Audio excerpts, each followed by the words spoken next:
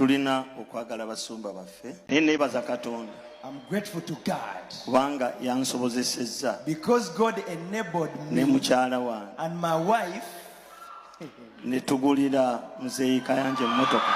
Glory to God.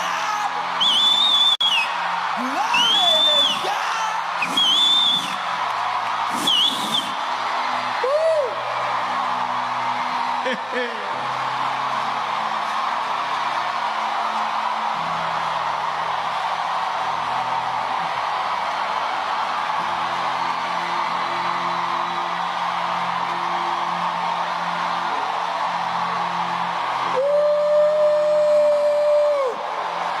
Yongere engalo n'enduulu.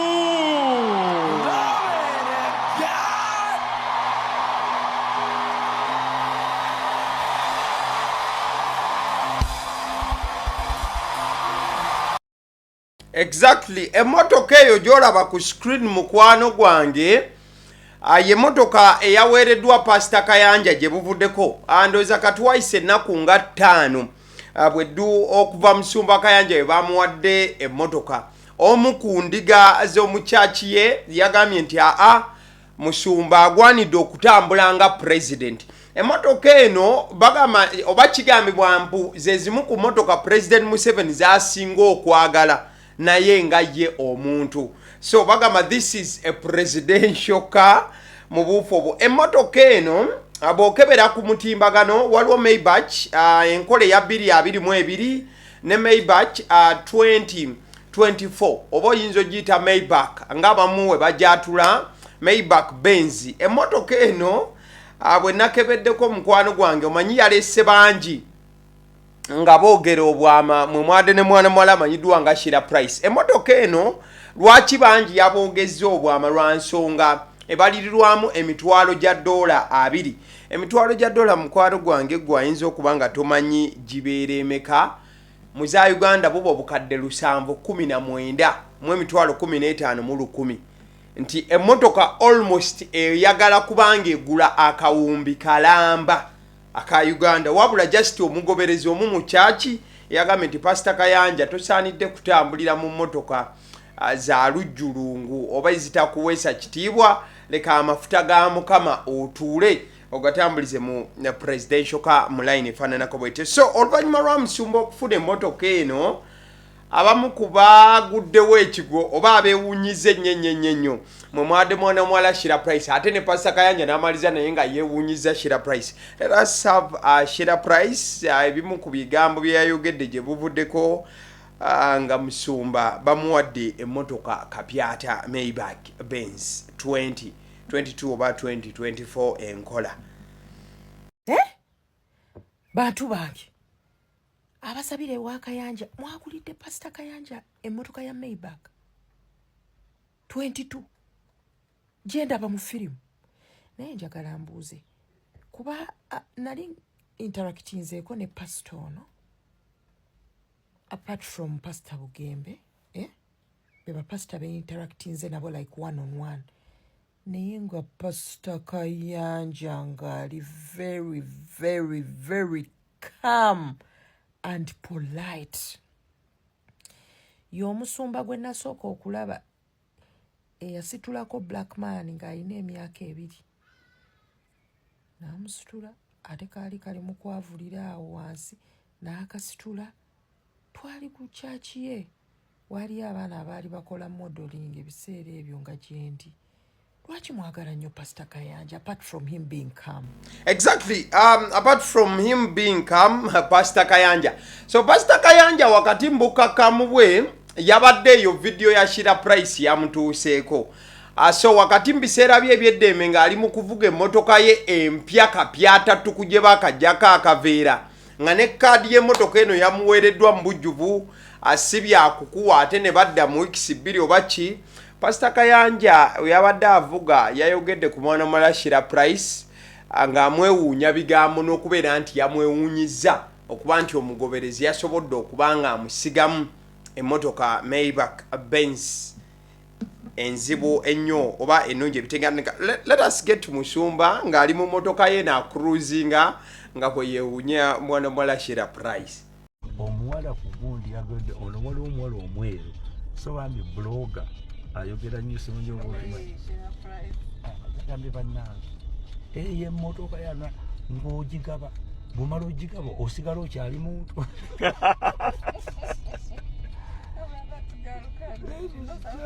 iya yayogera munkuba saga gitwala mu ttaka omwana bannange okawulidde ako akasembyeyo musumba agambye bannange saagala kugitwala mu ttaka musumba emmotoka y'empya musumba yalaze embeera ya typical Ugandan. Omunnauganda yenna bw'afuna ekintu nga kipya abeera tayagala kigendeko bisooto, abeera tayagala kikaddiwe, abeera tayagala omuntu wagula akagatto kakapya aba tayagala kalinnyisa wansi mu ttaka n'omugamba kati engatto baagikuwadde oba wagiguze oyagala kugitambuliza ku mufaliso. So musumba yagambye emmotoka yange saagala kugiyisa mu ttaka. So that is Pastor Kayanja for you. Congratulations musumba olw'ekyengera oba olw'enzirusi mukama gye yakutuusizaako okuba nti yayise mu bamu ku bagoberezi ate n'agamba nti let there be a presidential car for the pastor. Mulaire efaananako bwe butyo. Kale bwe tuvaayo eyo ate tujja kudda ku mawulire gannaku. Olunaku olwaleero amawulire agatawoomera agatasanyusa gavuddeyo ne gakakasibwa nti omuyimbi w'eggwanga afudde era avudde mu bulamu bw'ensi eno. Daudi Mugema eyakuyimbira Katonda w'abanaku teyeebaka. Olunaku olwaleero asize omuko gw'enkomerero. Let's get Daudi Mugema ng'akyali mulamu bwe yali annyonnyola ku mbeera yonna yali yeetoolodde obulwadde bwe obumutuusiza n'okuba nti olunaku olwaleero obulamu obw'ensi eno abusiibudde. Nkomawo emulago ne bankeba ne baŋŋamba tolina kansa tusomye era nyina zitasize emulago za immediate ezimu nga zigamba nnyina ndala zigamba sirina. Kati abakugamba nga tolina kansa nga bagamba olina bulwadde ekake bo bagamba ebirwadde by'abafirika byabalema bo bagamba tebibisobola. Era ettaka kyenafunayo nafuna ecupa y'amazzi emu yali mu painkiller. ebbanga lye wamalayo nisenda bannayuganda ze bakusombera wafuna painkiller nakola testi za njawulo anti abazungu tebakuwa ddagala nga tebamaze okufuna kirwadde ekibulumi. Bakola testi zonna ez'enjawulo ne bakizuula ne bakuwa eddagala bwe kibula ne bagamba balemereddwa. Tolasobola kugamba nti ate bakuwa eddagala lyaki nakusooka n'obalaga ndi bulungi ogamba otya ki ekiriwo sina wadde omutawaana okugulu kwawona tondaba nga nekyakalira isebo sina wadde omutawaana mukama Katonda wa buyinza kukulike kwampona nali nkusse kwangezaako ne kunnemu kulamani yankuba eddogo nagendako emulago envayo neŋŋenda nakasero neŋŋende bombo ame hospital nembayo neŋŋende Taki nembayo neŋŋende Agakani awo wonawona nga bagamba bulwadde ki maliro gwe wagenda nagenda emulago cancer institute ne baŋŋamba nyina kansa ne bampaliza sinanga nyina kansa. Neŋŋende nakasero ne baŋŋamba tolina kansa. Neŋŋende bombo ne baŋŋamba tolina kansa. Neŋŋende Taki ne baŋŋamba tolina kansa nenkomawo emulago. So that is Daudi Mugema for you. Awo nno omusajja wa Katonda enkuyege ezaali zikyamukubira enduulu era nga nnyonnyola biki ebyali bituusewo mu bulamu bwe. Ojja kujjukira bulungi nti mwana mulenzi ono Daudi Mugema gye buvuddeko oba emabega eri yatunnyonnyolako embeera y'okuba nti lumu yakwatibwa n'atwalibwa ku poliisi y'Ekireka era ajjukira bulungi nti ebigere bye byateekebwakoko mu bbaafu mwalimu oba engeri ya liquid emu nti ebigere agenda owulira nga takyabiwulira era nga bisannyalala wabula wayita akaseera katono we yali avuddeyo n'obulamu nga butandise otambula ate awulira okugulu nga kufuuse okugulu. Wuuyo omusajja wa Katonda bamutaddeko ku chemotherapy obujjanjabi obwo obuweebwa abantu ba kansa. Ojja kujjukira Lord Mayor Erias Lukwago y'omu nga bw'olaba ekifaananyi ekyo awo nno baali ku embase wali eyatake. Lord Mayor oyo Erias Lukwago y'omu mu baawoma omutwe okulaba nti mwana mulenzi ono atwalibwa ettake asobole okuba nti afuna obujjanjabi obw'enjawulo but era still nga wulidde mu katambi Daudi Mugema we baamutuusaayo ettake abasajja baagaba tebalina kye balaba so naye kennyini n'awulira n'agamba nti osanga obulwadde bwali Buganda wabula ate later on musajja wa Katonda yalinga ateredde era ng'obulamu bulinga obuzezze engulu gye buvuddeko kigambibwa nti mwana mulenzi ono afiiridde side z'eggulu eyo ensonga yali agenze kuba nti alaba General Salim Saleh Chief Coordinator wa Operation Wealth Creation but musajja wa Katonda embeera weetabukidde nga tannaddamu kubanga amulaba olw'ensonga kigamba nti emabega mwana mulenzi ono yaweebwako ku ssente era still nga ziyita mikono gya layini eyo efaananako bw'etyo so olunaku olwaleero Mukama tamusobozeseza wadde mukatambi mudde musajja wa Katonda yali yeewaana ng'agamba nti okugulu kwe kwamusimattuka wabula this time round obulamu tebutambudde kyekimu tusaba omwoyo gw'omugenzi Mukama agulamuze kisa wumula mirembe Daudi Mugema musajja abadde akuba band music mugambe yayimba akayimba Katonda w'abanaku teyeebaka kati aba yeegatta ku mwana mulenzi Baby Deo Star naye yali akuba music ng'ayita mu line y'emu Baby Deo Star mujjukira bulungi naye yatuvaako yayimba akayimba k'akasuku yes mbadde njagala kujjukizaako by the way kyekimu n'omwana omuwala oli yayimba layira oba olisigala okyanjagala mwana muwala oyo naye era naye yatufaako nkuyisiza mu band music abayimbi abo babaddeawo nga tebakuba kubotola nnyo ate nga tebali wansi nga abantu babawulira naddala abagala band music so mwana mulenzi Daudi Mugema atuvudde ku maaso rest in peace brother kale awe tuvaawo wakati nga tetufiiriddwa ate era mukadde kamusaidi eno wabaddewo aba celebrating amazaalibwa mukyala wa president oba first lady Janet Kataha Museveni honorable olunaku olwaleero awezezza emyaka 77 so president Museveni kyakoze kwe kusharinga ekimu ku bifaananyi ng'aline mukyala we era n'awandiika obubaka obujjudde omukwano n'okwebaza munenkini we bwe batambudde ebbanga agambye nti to all the Musevenis the Basiita the Bayombo all the bazzukulu of Uganda and all other Ugandans I greet you ababuuzizzaako nnyo ba Museveni Basiita Abayombo wamu ne bannayuganda mwena agamba nti ababuuzizzaako. It is my pleasure to inform all of you that today the 24th of June is the 77th birthday of my dear wife Jinga, grandmother, mother Mama Janet Kataha Museveni, the first lady of Uganda.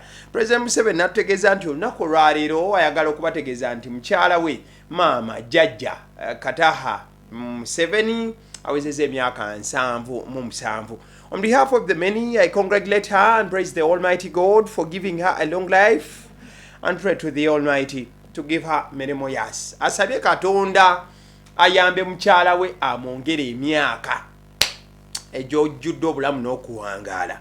Mama has been the pillar of the family, especially between 1981 to 1986 when she was a sole parent to the young Musevenis, Diana being only 6 months in 1981. Agamba nti Mama abadde mpaji y'amaanyi eri famire yaabwe ba Museveni olw'ensonga nti wakati yamala emyaka kumpi 6 nga atoba wakati wa 1986 nga family agirabirira bwomu bwati nga alabirira ba Museveni abato young Musevenis nga Diana muwala we yayina emyaka oba emyezi 6 gyokka mu 1986. She has also made her contribution to the spiritual, social, economic and political lives of Ugandans. She, for instance, founded USO that has been caring for the orphans in Uganda ever since. In politics, she brought a stable leadership in Ruhama. Praise be the Lord for her life and contribution. Omugurusi Orodimani Yowerke Museveni ampa grandpa agambye nti bino byonna abimwagaliza nga ye jjajja omugurusi omukadde Yoweri Kaguta Museveni omusajja w'enkofiira. So amwebaziza okubeera nti alina bingi byakoze okuba nti yatekawo ekitongole kya USO nti ekiyambye bakateyamba ate era mukadde kamu n'amwebaza okuba nti aleese obukulembeze obuyimiridde mu bitundu by'e Ruhama. So that is it. Happy birthday Mama Janet Kataha Museveni. olw'okutuuka ku mazaalibwa ag'emyaka 7 awo wetuvaawo ate wetuva mu kuzaalibwa olunaku olwaleero era bintu si birungi ku saidi y'owekitiibwa Katikkiro Charles Peter Mayiga. Olunaku lumu emabega wabaddewo okubika okw'enjawulo okwabadde kutegeeza nti taata azaalira Katikkiro owekitiibwa Mukyala yabadde avudde mu bulamu obw'ensi. Ebifaananyi byolaba eddakiika eno ebifaananyi bye tufunye okuva wali e Buloba mu kusabira omugenzi Eridadi Walakira omukadde yazaalira owekitiibwa Katikkiro Mukyala Margaret Mayiga. Omukubiriza w'olukiiko lwa Buganda owekitiibwa Patrick Luwaga Magumbule, abaddewo baminisita ab'enjawulo okubadde owekitiibwa Kotilda Nakate Kikomeko, owekitiibwa Robert Serwanga, basenkulu b'ebitongole ebyenjawulo abakiise mu lukiiko lwa Buganda, abaami ba Kabaka ab'enjawulo ab'Oluganda n'emikwano bangi beetabye mu kusaba kuno. Bishop Hannington Mutebi yakulembeddemu okusaba kuno mu maka g'omugenzi Eridadi Walakira. Twongera okuba nga tusaasira owekitiibwa Katikkiro ne tusaasira omukyala maama ate era mukadde ke kamu n'ab'enju y'omugenzi Walakira mu buufu ofaananako bwetyo. Kale still nga tukyali ku saidi ya Buganda, radio Kyabasafama Emanduso nadde gyevuddeko nakoze video nga mbabuulira shake up yabaddewo mu program line up ya Kyabasafama. Program emuze musibadde musinga okuba nti mwagala ne sekwagala emanyiddwa nga Kalasa Mayanzi ebeeramu Dr. Kwefu wamu ne Lady Titi bwe yaggiddwa ku mpewo. Wabula mukwano gwange njagala bategeeza nti bwe yaggiddwa ku mpewo program eno Dr. Kwefu ne Titi tebaabajje ku Kyabasafama ng'abangi bwe mbadde mu bitambuza. Babadde program empya emanyiddwa nga Mukeze Express enebeerawo buli kumakya paka ssaawa 4. So osobola ginoonyaako Dr. Kwefu akyaliyo wamu ne Lady Titi bakyaliko ku Kyabasafama 89 katonyeze 2 Emanduso. So bebo no bolaba mu kifaananyi banyumye era banekaanekanye the perfect combination. Omanya abantu babanyumirwa nnyo era babaagala nnyo nga bali wamu babiri. Kale awo nga tuvuddewo kansoke mbalaga akatambi kano ndoza ate mbannyonnyole kyekigenda mu maaso oba ekibadde kigenda mu maaso mu kooti olunaku olwaleero.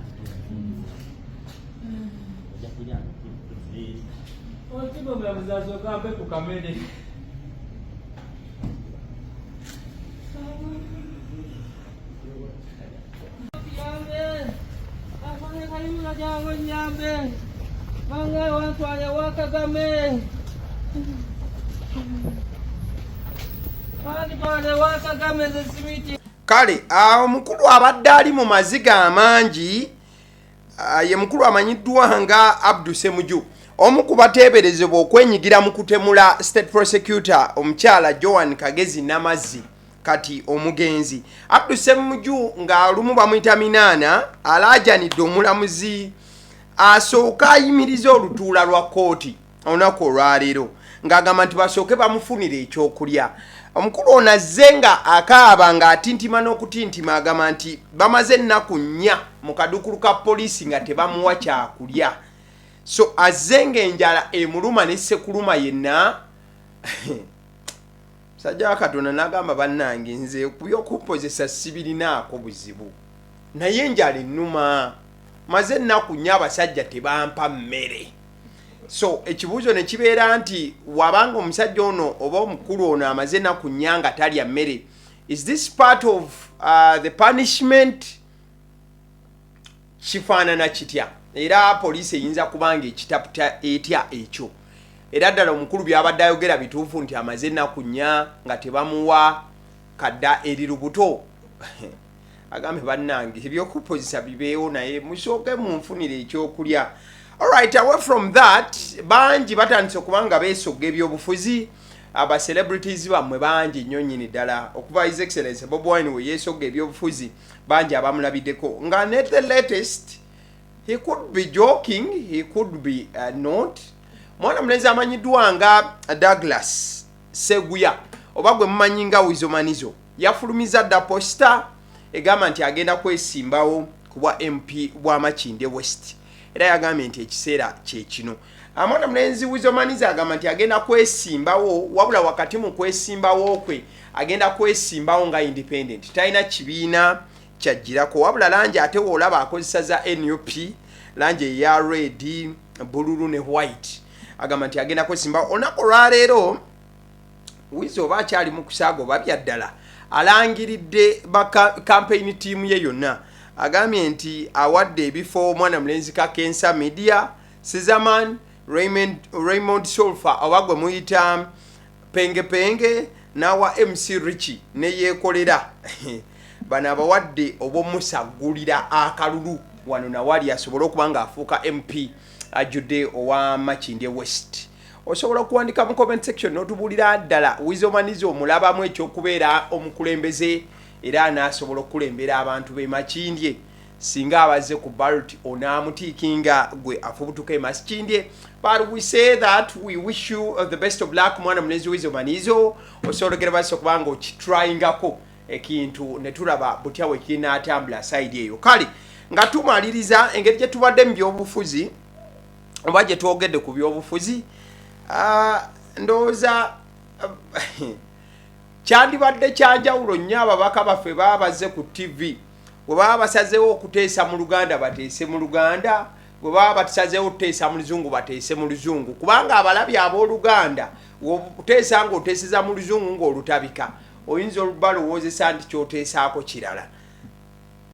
But the manner, engeri ekibiina ani apima mana gwe mbuuza tebawandiikirwangako gwa ani apima mana kakati eno mana gye tusoma under this spirit n'olwekyo bano bagira kubagana okuteesa kwandinyumye nnyo omuntu bw'aba ateesezza mu Luzungu n'asigalayo, bw'ateesa mu Luganda n'asigala mu Luganda, kubanga ebigambo ebimu eby'Oluzungu ate wobireeta ng'obiteesa obizunzazunza mu Luganda, Oluganda ayinza okufuna mu ngeri. Kale nga tumaliriza olunaku olwaleero tusobola okuba nga tugendako mu sports katono. Olunaku olwaleero njagala okutegeeza nti German Bundesliga oba liigi eyo eya Bugirimaani mu maaso awo egenda kuba etandika ng'era Premier League weenaatera naye okuba nga etandika. We are just 1 month shy, that is July, then August tujja kubanga emipiira giddamu okubanga gitojjera here and there. Olunaku olwaleero njagala nkuleetere, omanyi German zibeera teams 18. Olunaku olwaleero nkuleetedde ebisaawe 18 ebya teams 18 ezigenda okubanga zizannya mu liigi y'ababinywera eya German. Tutandise n'ekisaawe ekya Bayern Munich. Ekisaawe kino kimanyiddwa nga Allianz Arena. Kituuza abantu 7,524 kyekisaawe kya Bayern Munich. Bwe tuva awo tujja genda ku kisaawe ekya Borussia Dortmund. Gwe kennyini ojja kuba ng'osalawo kisaawe ki ekisinga obunene n'okutuuza abantu abangi. Bwe tuva awo tujja genda ku kisaawe ky'abannaffe aba Borussia Dortmund. Ekisaawe kino kimanyiddwa nga Signal Iduna Park. Kituuza abantu 8,165 awo tuveewo ku Borussia Dortmund. Ekisaawe ekiddako kye kya Bayer Leverkusen. Ekisaawe kya Bayer Leverkusen kimanyiddwa nga Bayer Arena oba Be Arena. Ekisaawe kino kituuza abantu 3,210. Awo tuve ekisaawe ekiddako kye kya FB Stuttgart. Ati mwene ya FB Stuttgart ekisaawe kyayo kimanyiddwa nga MHP Arena. Kituuza abantu 6,658. Awo tuveewo. Ekisaawe kya Eintracht Frankfurt kimanyiddwa nga Duchess Bank Park. Kino kituuza abantu 5,800 mukwano gwange. bwe tuvaawo ekisaawe ekya Hamburg tiimu ya Hamburg eyo bw'oba ogimanyi bulungi kimanyiddwa nga Volkspark Stadion amanyi amannya agamu gali mu German wabula siri mu German so wendi atula obubi togamba bannanga omusajja atudde bubi erinnya ly'ekisaawe kya banne ekisaawe kya Hamburg nkugambe kimanyiddwa nga Volkspark Stadion kituuza abantu 57,000 Borussia Mönchengladbach ekisaawe kyabwe kimanyiddwa nga Borussia Park kituuza abantu 5,142 mukadde ke kamu ekisaawe ky'abanafu aba Cologne kimanyiddwa nga Rhein Energy Stadion kituuza abantu 5,000 mukwano gwange bwe tuvaawo RB Leipzig mugimanyi bulungi emu ku ttiimu ezaaleeta abasajja nga Timo Werner ne babeera bakabi nnyo n'abazannyi ab'enjawulo mwali mwana mulenzi oyo yazanyirako wali ku Liverpool Naby Keita RB Leipzig ekisaawe kyayo bakita Red Bull Arena kituuza abantu 47,800 mukwano gwange ate ekisaawe ekirala ekimanyiddwa nga ekya Werder Bremen kino kimanyiddwa nga Weser Stadion oba Weser Stadion kituuza abantu 4,012 mu 10 ekisaawe ekiddako awo kyekisaawe kya Freiburg kimanyiddwa nga Europa Park Stadion ekituuza abantu 3,017 mukwano gwange ekisaawe kya ttiimu ya Mainz kimanyiddwa nga Mewa Arena kituuza abantu 3,035 at the same time bwe tuvaawo ekisaawe kya ttiimu y'abanafu aba Augsburg kimanyiddwa nga WWK Arena kituuza abantu 3,606 banaffe aba Hoffenheim oba Hoffenheim bangi buli omu akyatula gwe Hoffenheim oba Hoffenheim ekisaawe kyabwe kimanyiddwa nga Prezero Arena kituuza abantu 3,115 ate banaffe aba St Pauli the newcomers ekisaawe kyabwe kimanyiddwa nga Milanto Stadion kituuza abantu 2,956 mukwano gwange banaffe aba Wolfsburg ekisaawe kyabwe kimanyiddwa nga Volkswagen Arena kituuza abantu 2,889 ttiimu ya Union Berlin abasibi bakapapula mugimanyi bulungi nnyo eyina amanyanga geetera okukola ba under ove banyiganyiga mu mbeera yaayo both teams to score Union Berlin ekisaawe kyayo kimanyiddwa nga Stadion under Alten Forsterei oba Forsterei kituuza abantu 2,212 mu bufu ofaananako webyo Heidenheim ekisaawe kyayo kimanyiddwa nga Voith Arena kasaawe nno kalabika bulungi naye nno katuuza abantu 1,000 mukwano gwange so tulindirire bulindirizi ensonga nga wezigenda okuba nga zitambula ensonga nga wezigenda okuba nga zitambula ze ttiimu ze 18 ezikola liigi ya German eya season eja 2025-2026 abasidi omusunsuzi erinnya eryange agaliwo omukutu kwoli this is the night shift tuteekebwamu sente banaffe aba Alson Painters UG basiizi balangi gwe mulimu gwe bakola olina ekizimbe kyo kipya kikadde kiina endabika gy'owulira nga tekusanyusa osobola okuba nga obakonako omukwano gwange ku 0705 1936 mujja kuba nga muteesa babikolere bulungi nga bw'obeetaaga uncle sister mami anti mukwano gwange kale mubeere bulungi mugira mbaayo mukama bankumire this is agaliwo YouTube channel mubeere bulungi mweraba thank you so much